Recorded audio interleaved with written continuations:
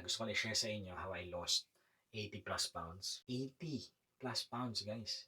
In 5 to 6 months. I reversed my pre-diabetes. Alam mo, actually, feel ko diabetic na ako eh.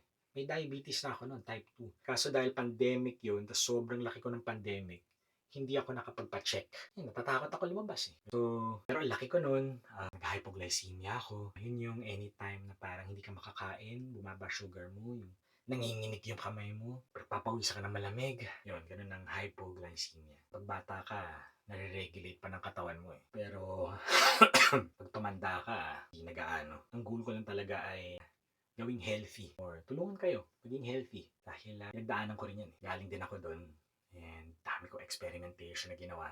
Pero yung talagang 3 pillars ko is natural food, okay? Next ay proper timing. There has to be timing when to eat, when not to eat. And third is consistency.